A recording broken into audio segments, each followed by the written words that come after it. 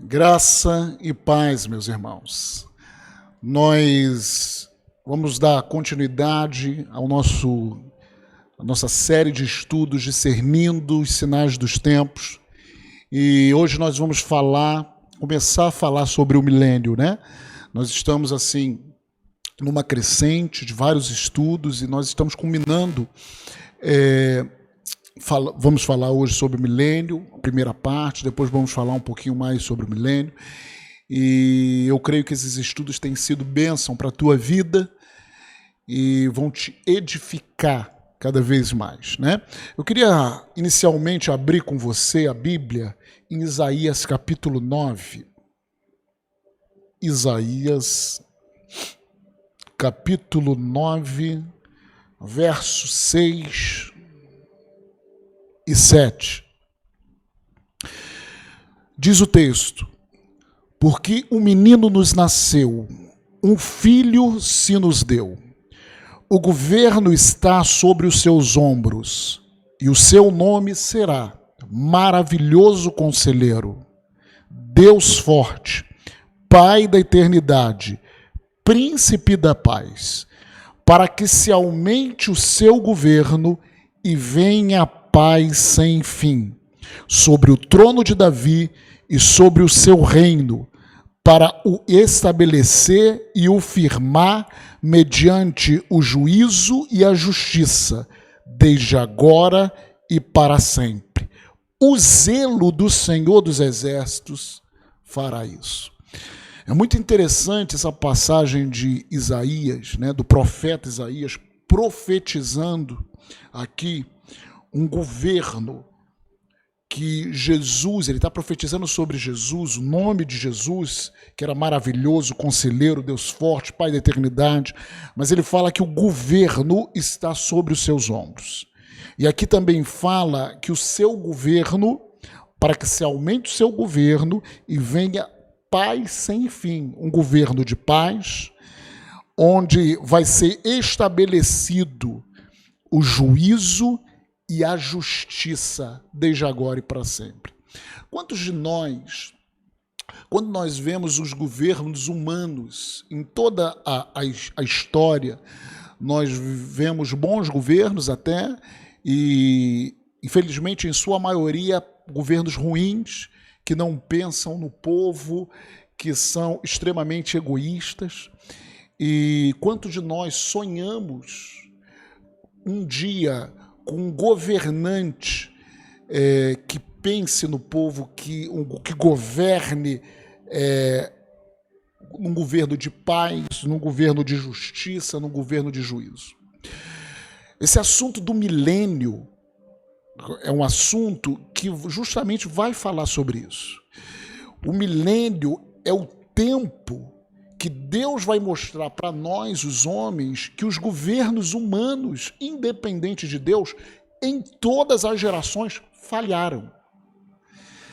Todos eles falharam.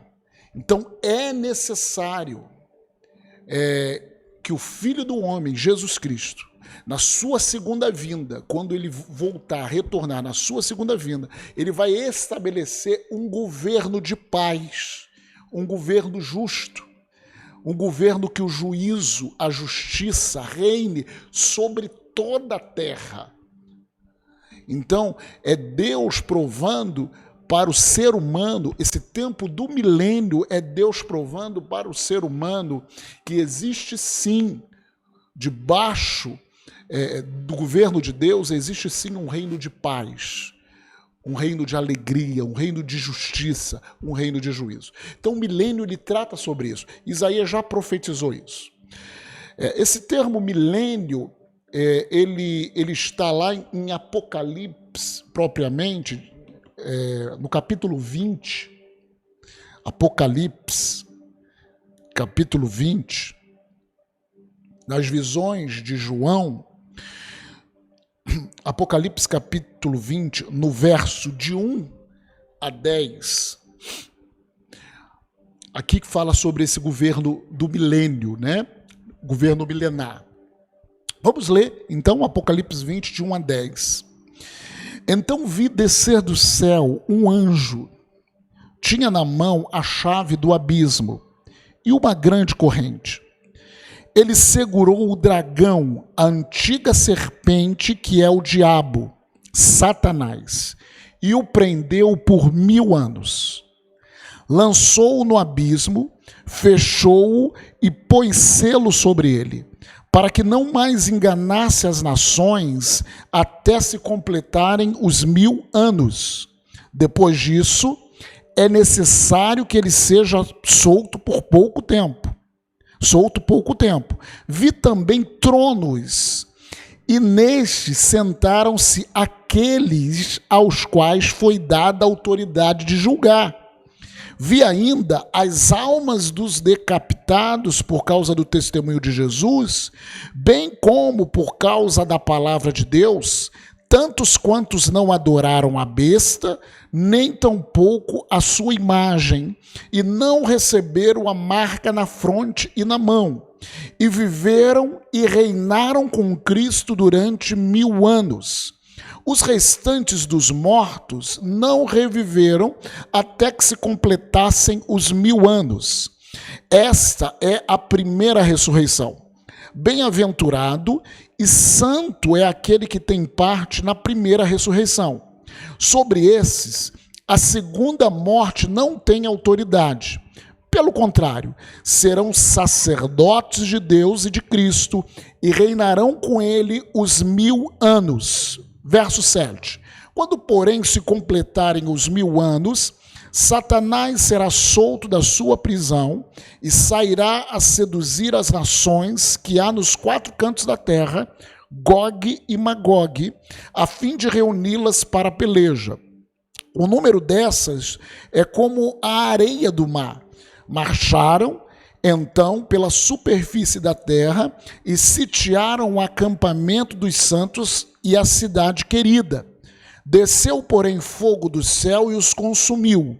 O diabo, o sedutor deles, foi lançado para dentro do lago de fogo e enxofre, onde já se encontram não só a besta, como também o falso profeta, e serão atormentados de dia e de noite pelos séculos dos séculos. Amém, queridos? Vamos desvendar toda essa passagem, porque aqui que ele fala sobre essa questão dos 1000 anos. Pastor, o que é o milênio? Esse termo milênio justamente é um termo que surge da expressão de 1000 anos. Então, quando nós falamos de milênio, 1000 anos, como diz aqui em Apocalipse 20. Aqui dos primeiros 7 versos, a expressão aparece 6 vezes. Essa expressão 1000 anos. A passagem, ela se refere a um tempo específico em que acontecerão alguns eventos importantes aqui narrados. Entre eles, o aprisionamento de Satanás por 1000 anos. Então, o milênio é um tempo específico de 1000 anos. Esse 1000 anos, nós entendemos que é literal, é 1000 anos mesmo, né?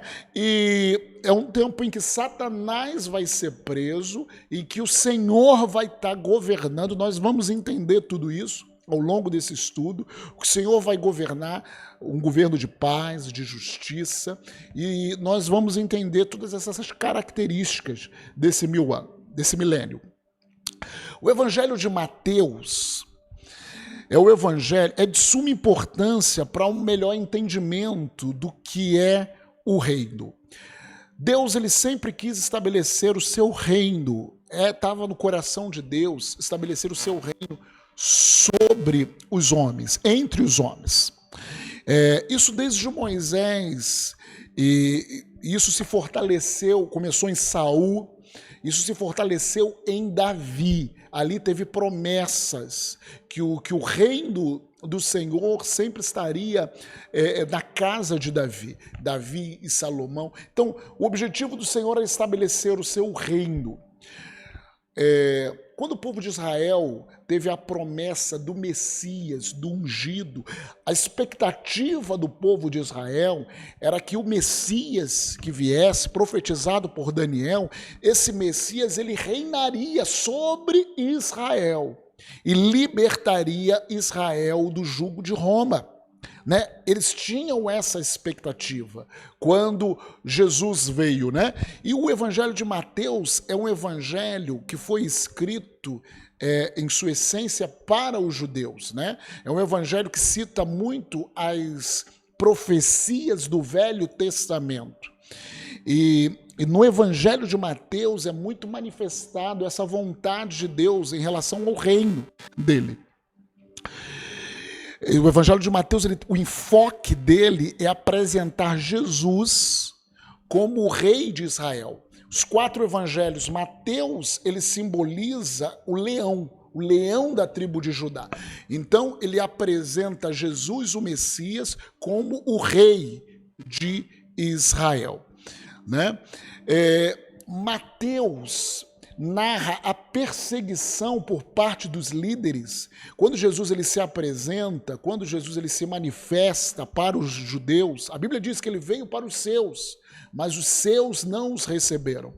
Ele se apresenta para os líderes religiosos, os líderes religiosos não aceitam Jesus como Messias, como o rei, como a raiz de Davi, aquele que traria o reino, né? E eles não aceitaram Jesus de tal maneira que eles blasfemaram até contra o Espírito Santo, né? Jesus ele começa a falar com o povo no Evangelho de Mateus, nós vemos, né, sobre o reino através de parábolas para que as pessoas entendessem como era o reino. Isso está muito específico lá em Mateus capítulo 13. Você abre em Mateus capítulo 13, nesse capítulo tem 7 parábolas. Nós não vamos ler todas elas, mas você pode ler. São 7 parábolas que Jesus está especificando esse reino prometido, o reino do Filho de Deus, o reino daquele que é a raiz de Davi aqui na terra, o reino de paz, o reino de justiça. Então, quando Jesus está falando sobre esse reino, tem a parábola do semeador, aí tem a explicação no Mateus capítulo 13 da parábola, tem a parábola do joio, a parábola do grão de mostarda, a parábola do fermento, a explicação da parábola do joio, a parábola do tesouro escondido, a parábola da pérola, a parábola da rede, coisas novas e coisas velhas. Então, uma série de palavras, uma série de parábolas falando sobre esse reino dos céus, sobre esse reino de Deus. Só que os judeus não aceitaram Jesus. Não aceitaram o reinado de Jesus. Mas isso sempre esteve no domínio do Senhor Jesus. Porque os judeus não aceitaram o reinado de Jesus, houve um parêntese, é o que nós já chamamos, e já falamos nas outras aulas, um parênteses no tempo, porque o ungido Messias veio para o seu povo não aceitou o seu reinado, né? Eles não aceitaram, eles mataram o ungido, como diz na profecia de Daniel. Então, aí houve um parênteses no tempo, o mistério de Deus que estava oculto, que é a igreja. Aí entrou a igreja, né? Só que no final dos tempos, no arrebatamento, a igreja vai ser arrebatada, vai vir a tribulação, né? A tribulação de 7 anos, e na volta de Jesus, na segunda vinda, com a igreja, com a sua noiva glorificada, vai ser estabelecido o reino milenar do Senhor. É essa passagem de Apocalipse 20. Então, a partir de então, Jesus ele vai vir e vai voltar para governar a partir de Jerusalém, a partir de Israel, sobre toda a terra, o governo milenar. É interessante porque há situações na palavra de Deus que ela é referente ao povo de Israel.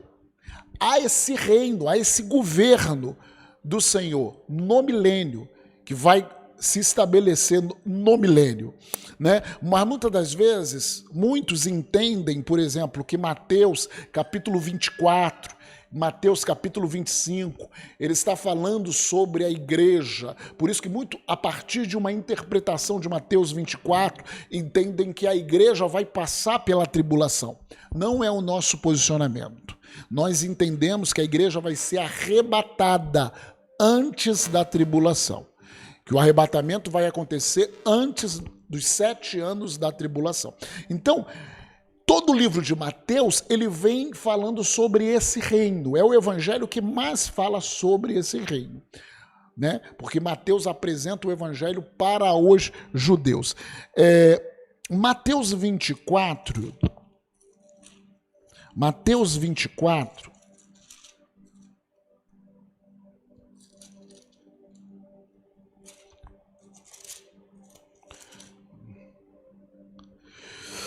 Mateus 24 fala do princípio das dores, que nós entendemos que o princípio das dores são os 3 anos e meio iniciais da tribulação. A tribulação de 7 anos, ela é dividida em princípio das dores, 3 anos e meio iniciais, e a chamada grande tribulação, que são os últimos 3 anos e meio. Nesse meio, o anticristo se manifestará, ele romperá o acordo e ali haverá grande perseguição, até o finalzinho da grande tribulação em que Jesus retornará. Então, todo esse texto de Mateus capítulo 24, entendemos que ele fala justamente a respeito da segunda vinda do Senhor, né? Sobre os princípios das dores, o tempo de tribulação, né? Para que Jesus volte e o seu reino seja estabelecido na terra. Todo o capítulo 24, depois você vai estar lendo, né, todo o capítulo 24. No capítulo seguinte, que é o capítulo 25, Cristo, ele conta mais 3 parábolas, e aí a gente vai ler, sobre o reino. Então ele vem falando sobre o reino, capítulo 13, ele vem falando sobre os princípios das dores, sobre Mateus 24, que ele fala sobre o período da tribulação, né, antecedente à sua segunda vinda para o estabelecimento do seu reino. E no capítulo 25, ele fala sobre mais 3 parábolas que falam especificamente do reino. E aí que muitas pessoas confundem, têm um entendimento que ele está falando sobre a igreja, ou está falando sobre o reino. Nós entendemos que ele está falando sobre o reino. Por exemplo, quais são as 3 parábolas? A primeira parábola é a parábola das 10 virgens. Isso está em Mateus capítulo 25, de 1 a 13. Nessa parábola é relatado que havia 5 virgens, as nécias, e 5 virgens sábias, né, que estavam esperando as bodas, estavam esperando o retorno de Jesus. Na cultura judaica, esse retorno do noivo é junto com a noiva. Junto com a noiva. Essas 10 virgens não eram noivas do noivo. Essas 10 virgens eram convidadas. Elas eram convidadas para fazer parte da festa do casamento. A noiva já estava com o noivo. Então, quando fala sobre 5 virgens nécias e 5 virgens prudentes, o que nós entendemos é que está falando especificamente de Israel. É desse tempo em que Jesus, a igreja, ela é arrebatada antes da tribulação. Para que a igreja vai ser arrebatada antes da tribulação? Todos aqueles que estiverem vivos e aqueles que morreram em Cristo, desde Pentecostes, vão ser arrebatados, vão ter os seus corpos glorificados como o corpo de Jesus, estarão no céu. Ali eles vão ser julgados no tribunal de Cristo para receberem as suas recompensas, e vai ter o casamento de Jesus com a sua noiva, ataviada. E aí na terra vai estar rolando a tribulação. A tribulação, esse tempo de tribulação. No final da tribulação, Jesus, aí é a segunda vinda de Cristo, o Senhor vai retornar, vai voltar com todos os seus santos, né? Então ele vai retornar, vai vencer a guerra. Então esse cenário fala justamente aqui na parábola das 10 virgens. Ele vai retornar, vai vencer a guerra, e a partir de então começar o milênio. Então, no capítulo 25, fala da parábola das 10 virgens. Mateus 25, de 1 a 13. Eu dei um resumo para você. A segunda parábola que ele fala aqui em Mateus 25 é no versículo 14 a 30, sobre a parábola também dos talentos, né? Sobre a parábola dos talentos. Nós vamos ler a parábola dos talentos, Mateus 25, 14. Pois será como um homem que, ausentando-se do país, chamou os seus servos e lhes confiou os seus bens. A um deu 5 talentos, a outro 2, a outro 1, a cada um segundo a sua própria capacidade, e então partiu. O que recebera 5 talentos saiu imediatamente a negociar com eles, e ganhou outros 5. Do mesmo modo que recebera 2, ganhou outros 2. Mas o que recebera 1, saindo, abriu uma cova e escondeu o dinheiro do seu senhor. Depois de muito tempo, voltou o senhor daqueles servos e ajustou contas com eles. Então, aproximando-se que recebera 5 talentos, entregou outros 5, dizendo: Senhor, confiaste 5 talentos, e eis aqui outros 5 talentos que ganhei. Disse-lhe o Senhor: muito bem, servo bom e fiel, foste fiel no pouco, sobre o muito te colocarei, entra no gozo do teu Senhor. E aproximando-se também o que recebera 2 talentos, disse: Senhor, 2 talentos me confiaste, aqui tens outros 2 que ganhei. Disse-lhe o Senhor: muito bem, servo bom e fiel, foste fiel no pouco, sobre o muito te colocarei, entra no gozo do teu Senhor. Chegando por fim o que recebera 1 talento, disse: Senhor, sabendo que és homem severo, que ceifa onde não semeaste e ajunta onde não espalhaste, receoso, escondi na terra o teu talento, aqui tens o que é teu. Respondeu-lhe, porém, o Senhor: servo mau e negligente, sabias que ceifo onde não semeei e ajunto onde não espalhei. Cumpria, portanto, que entregaste o meu dinheiro aos banqueiros, e eu, ao voltar, receberia com juros o que é meu.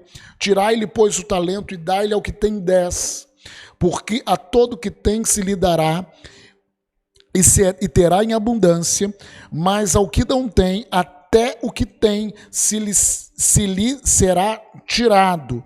E o servo inútil lançai-o para fora nas trevas, ali haverá choro e ranger de dentes. Então, entendemos que essas 3 parábolas, elas se referem justamente à segunda vinda de Jesus. Aqui o Senhor está tratando com seu povo Israel, com o povo de Israel, né? A igreja já vai estar arrebatada. Aqui fala sobre a volta do Senhor Jesus. Jesus, ele vai voltar à sua segunda vinda. O povo de Israel vai ser tratado nessa questão da tribulação, né? Ali muitos vão se converter verdadeiramente ao Messias. Ali muitos vão estar, outros não. Então, esses vão entrar no gozo, entrar no governo. Que gozo do seu Senhor? É o governo. Em outra passagem fala, inclusive, se eu não me engano, em Lucas, em que aqueles talentos, aquelas minas, eu acho que é da palavra das minas, fala que vai ser o governo que aquela pessoa vai ter sobre cidades. E nós vamos aprofundar isso nesse estudo, né? Na segunda parte desse estudo, sobre como que vai ser o governo nesse milênio. Amém? Então, a primeira parábola das 10 virgens, a segunda parábola dos talentos, fala sobre isso. Nós, muitas das vezes, igreja, trazemos para a igreja, né? Nós contextualizamos para a igreja, mas nós não podemos perder esse farol que Deus estava tratando com o seu povo Israel. E a terceira parábola é a parábola, Mateus 25, de 31 a 46, sobre o cabritos e as ovelhas. A separação dos cabritos e das ovelhas. Nós vamos ler Mateus 25, 31 a 46. Quando vier o Filho do Homem, na sua majestade, e todos os anjos com ele. Então se assentará, quando vier essa segunda vinda, se assentará no trono da sua glória, e todas as nações serão reunidas em sua presença. E ele separará uns dos outros, como o pastor separa dos cabritos as ovelhas. E porá as ovelhas à sua direita, mas os cabritos à esquerda. Então dirá o rei aos que estiverem à sua direita: vinde, benditos de meu Pai, entrai na posse do reino que vos está preparado desde a fundação do mundo. Entrai na posse do reino. Então está falando sobre o reino desse milênio. Porque tive fome e me deste de comer, tive sede e me deste de beber, era forasteiro e me hospedastes, estava nu e me vestistes, enfermo e me visitastes, preso e foste ver-me. Então perguntarão os justos: Senhor, quando foi que te vimos com fome e te demos de comer, ou com sede e te demos de beber? E quando te vimos forasteiro e te hospedamos, ou nu e te vestimos? E quando te vimos enfermo ou preso e fomos visitar? O rei respondendo lhe dirá: em verdade vos afirmo que sempre que o fizeste a um desses meus pequeninos irmãos, a mim o fizestes. Presta atenção. Às vezes nós tiramos esse texto dentro desse contexto para falarmos de boas obras.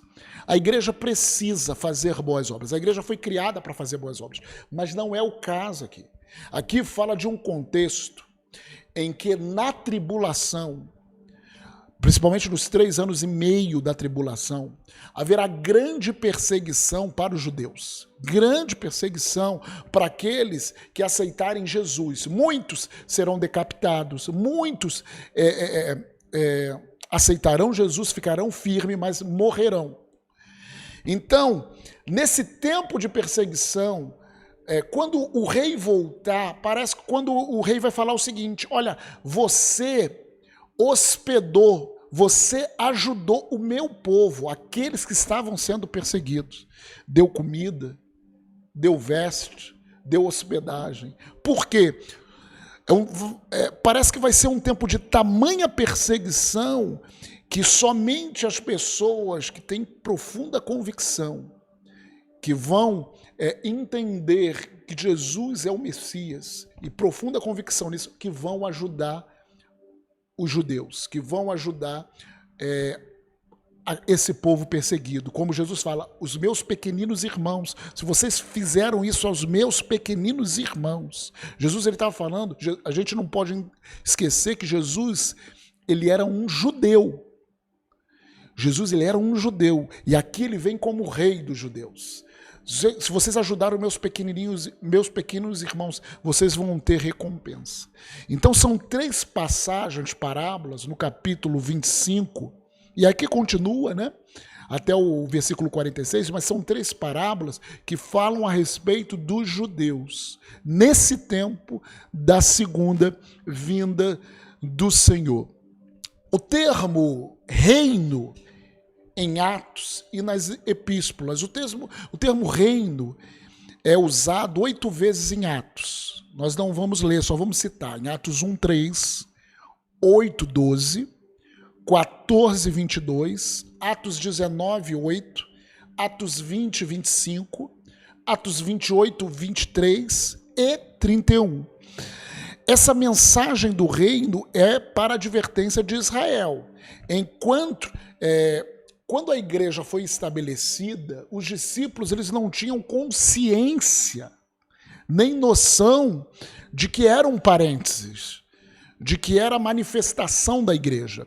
Só quem teve revelação desse mistério, nós vemos, foi Paulo, foi o apóstolo Paulo. Pedro mesmo, no começo do livro de Atos, né, ele ficou... Ele não sabia, o Senhor teve que se apresentar numa visão para ele, para que ele pudesse ir na casa de Nicodemos, para que ele pudesse ir na casa de Nicodemos. Isso está lá em Atos.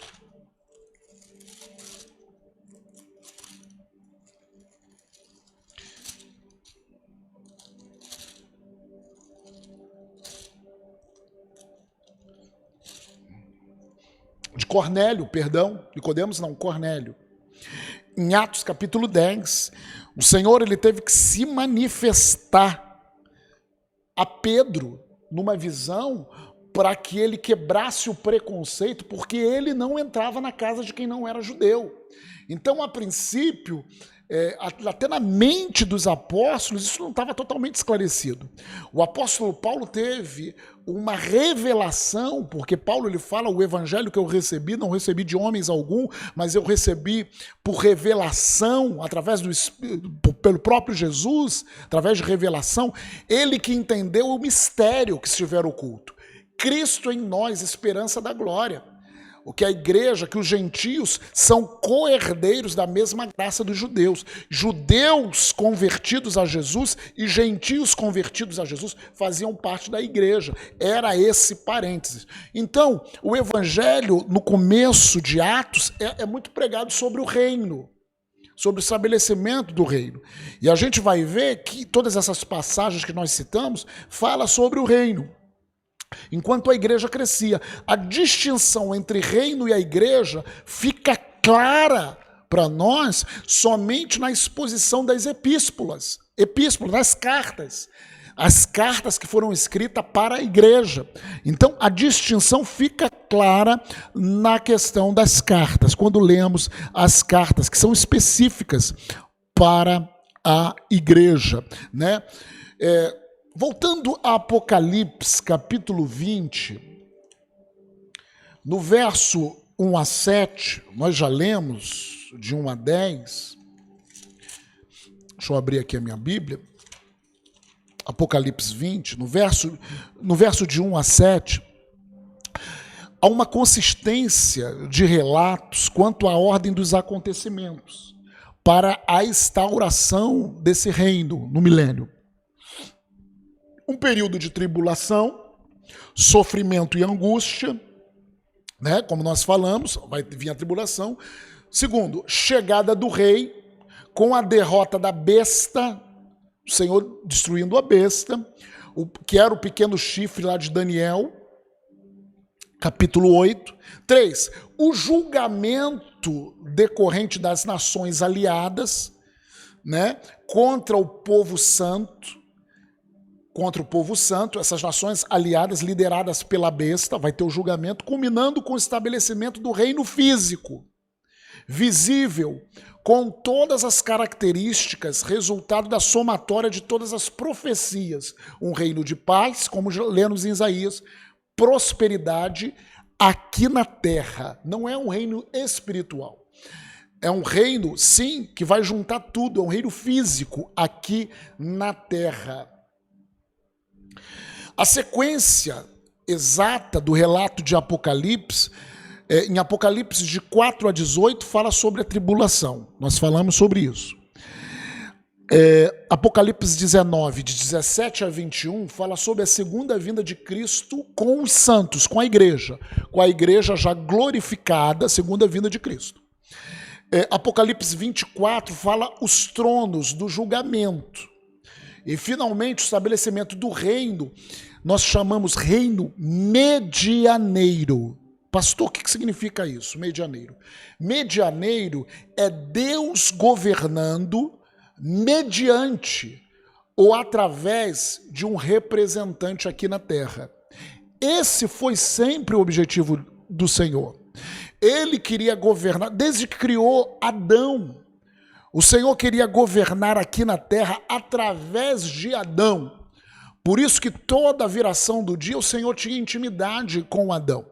Então esse governo medianeiro é o governo de Deus Pai, mediante o seu Filho, Jesus Cristo, homem glorificado aqui na terra, mediante Jesus Cristo. Isso está em Apocalipse 20, como nós já lemos, de 2 a 7.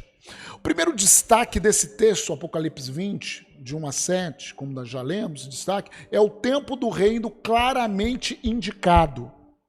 O reino, o governo milenar é 1000 anos. Isso não é figurativo, isso é literal. Sabemos, e sobre o reino sabemos quem é o rei do reino. Quem é o rei do reino? Jesus. Jesus glorificado. Sabemos quem são os súditos do reino, Israel. E sabemos onde será a sede do reino, Jerusalém, a cidade santa. Sabemos ainda quem serão os governantes menores no reino. Nós vamos ver isso muito específico na outra aula. Que é a igreja que vai voltar com Jesus, a esposa do rei, né? Nós, como igreja, nós teríamos sido arrebatados, nós estaremos no casamento do Senhor e nós retornaremos com o Senhor nos ares. Então, nós seremos governantes nesse reino. Esse reino vai ser a partir de Israel, mas vai se estender sobre toda a terra. Sobre toda a terra. Então, a igreja, a esposa do rei, isso está em Apocalipse 2, Apocalipse 3, Apocalipse 19, 7. Só faltava o reino, visto que nas profecias o reino terreno se torna, no final, o reino universal eterno. Apocalipse 21, 22. Então aqui a gente está falando sobre quem vai ser o rei, Jesus, os súditos de Israel. O local físico desse reino vai ser Jerusalém, né? E os governantes que a gente vai tratar na próxima aula desse reino, né? A expressão 1000 anos, nesse texto, Apocalipse 20, de 1 a 7, aparece 6 vezes. Satanás é preso 1000 anos. A segunda vez, as nações não serão mais enganadas por 1000 anos. Por que esse reino vai ser de paz? Presta atenção, meu irmão. Satanás vai ser preso por 1000 anos. A Bíblia fala que Satanás ele é o príncipe desse século. Há uma guerra espiritual. Mesmo no nosso tempo ainda há uma guerra. Satanás ele está solto com seus anjos. Nesse tempo ele vai ser preso por 1000 anos e Cristo vai estar governando diretamente de Israel. Vai ser um tempo tremendo. Por isso que é um tempo como nunca houve em nenhum outro. Um tempo de paz, de justiça, de prosperidade, de unção do Espírito Santo, né? A igreja glorificada vai estar aqui. Então, Satanás será preso 1000 anos. As nações não serão mais enganadas por 1000 anos. 3. Os mártires reinarão por 1000 anos. Ou seja, os mártires são aqueles que morreram nesse período da tribulação. Eles ressuscitarão, é a chamada primeira ressurreição, que engloba tanto a igreja, aqueles que morreram em Cristo, quando o Senhor vir buscar a igreja nos ares, e nós vivos seremos transformados, a igreja vai ser ressuscitada, quanto os mártires que morrerão na tribulação. Eles serão ressuscitados, né? Então fala que os mártires reinarão por 1000 anos. Os da primeira ressurreição, a ressurreição para a vida eterna, serão sacerdotes, como diz a palavra, e reinarão com Cristo por 1000 anos. Nós, a sua igreja. E Satanás será solto depois de 1000 anos.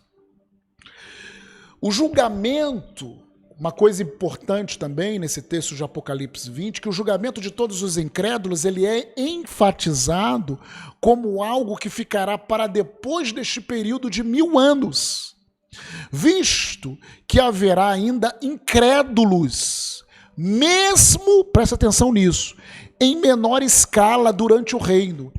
Mas como, pastor, vai ter incrédulo, Jesus reinando? Sim, mas nunca Deus ele tira o livre-arbítrio. O livre-arbítrio das pessoas ainda estará, e nós explicaremos melhor na segunda parte dessa aula do milênio, né? Isso está detalhado aqui no texto de Apocalipse 20, de 11 a 15. Vamos ler novamente, 11 a 15. 11, aqui nós lemos até o 10, 11 a 15. Vi um grande trono branco, isso fala sobre o julgamento, no final. E aquele que nele se assenta, de cuja presença fugiram a terra e o céu, e não se achou lugar para eles. Vi também os mortos, os grandes, os pequenos, postos em pé diante do trono. Então se abriram livros, ainda outro livro, o livro da vida, foi aberto, e os mortos foram julgados segundo as suas obras, conforme o que se acha no escrito nos livros. Deu o mar os mortos que neles estavam, a morte e o além entregaram os mortos que neles haviam, e foram julgados um por um, segundo as suas obras. Esse julgamento, que é o julgamento do trono branco, é um julgamento justamente porque Deus é um Deus justo, todos terão julgamentos. A igreja terá julgamento das suas obras, que não é um julgamento para condenação, mas é um julgamento recompensatório. E esses mortos são aqueles que rejeitaram a Jesus em todas as épocas, inclusive nessa época dos incrédulos do milênio, né? E foram julgados um por um segundo as suas obras. Então, a morte e o inferno foram lançados para dentro do lago de fogo. Essa é a segunda morte, o lago de fogo. E se alguém não foi achado escrito no livro da vida, esse foi lançado para dentro do lago de fogo. Amém? O milênio, ele é o cumprimento do reino, então medianeiro, mediante, no caso, o governo de Jesus, homem, que foi histórico no Velho Testamento, né? A partir de Davi, a partir de Salomão, a partir de Moisés, atingiu seu auge durante Davi, né, o governo de Davi e Salomão, que Deus fez uma aliança com Davi, o seu reino será eterno, né? Davi e Salomão, quando foi prometido um rei eterno da linhagem de Davi.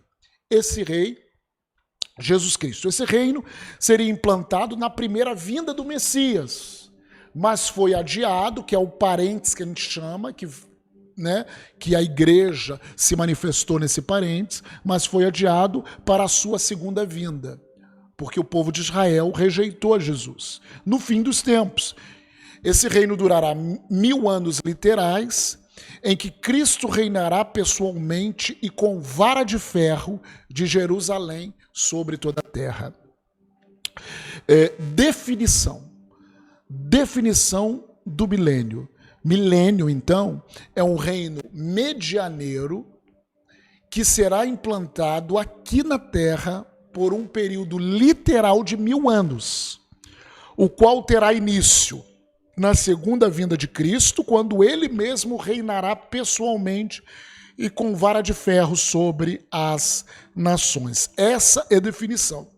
E o propósito do milênio é tempo, preste atenção muito nisso, meu irmão, é tempo em que Deus demonstrará definitivamente ao homem que o mal está, homem natural, o mal está nele mesmo, no coração.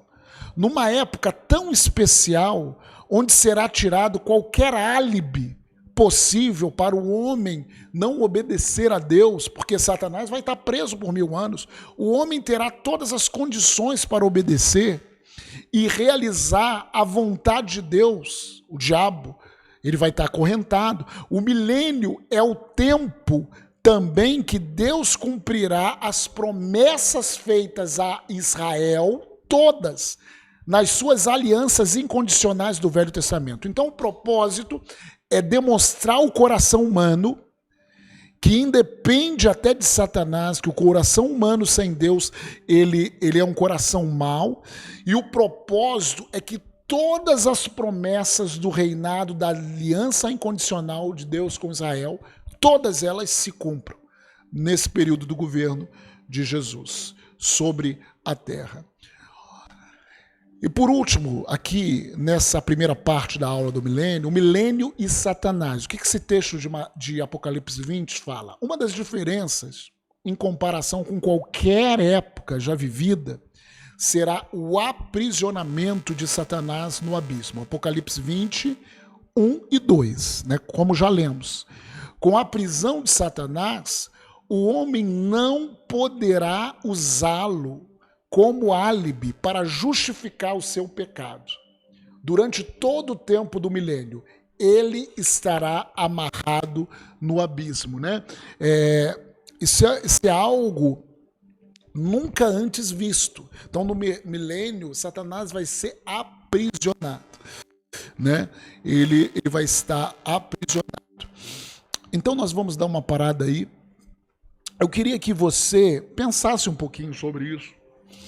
Talvez quando nós falamos de algo que a palavra define, que vai acontecer, você olha assim, meu Deus, mas tantos detalhes, tantas coisas. Queridos, nós confiamos, nós acreditamos na palavra de Deus. Todas as promessas, a Bíblia diz que os céus e a terra passarão, mas as minhas palavras não passarão. Toda promessa que o Senhor falou na sua palavra para Israel, né? Tudo aquilo estabelecido em Apocalipse, João, vai se cumprir. E como nós temos falado nesses estudos, os tempos estão muito perto, está muito próximo de Jesus voltar. Está muito próximo dele vir buscar, arrebatar a sua igreja. Né? Nós muitas das vezes vivemos anestesiados nessa geração, olhando só para nós mesmos. Mas o Senhor tem nos chamado, sua igreja, para olhar para a eternidade, olhar para o propósito, para tudo, para o todo. Amém, queridos? É tempo de buscarmos ao Senhor, é tempo de nos voltarmos para o Senhor, é tempo de nos santificarmos, é tempo de alcançarmos o maior número possível de pessoas. Amém? Eu queria orar com você. Nós, na próxima aula, nós vamos continuar o milênio, a segunda parte desse estudo do milênio. Amém? E eu creio que o meu desejo é que esse estudo, ainda que curto, te abençoe, em nome de Jesus. Amém? Pai, eu coloco esse meu irmão, essa minha irmã, que tem acompanhado esses estudos sobre discernindo os sinais dos tempos. Pai, nós te louvamos porque nós cremos na tua palavra. Nós sabemos que a tua palavra é real. E um dia nós te louvamos porque o Senhor vai retornar, vai voltar e vai reinar na terra. E nós estaremos com o Senhor. Nós estaremos para sempre com o Senhor. Pai, nós te louvamos, te agradecemos, em o nome de Jesus. Amém. Amém, meu querido? Até a próxima.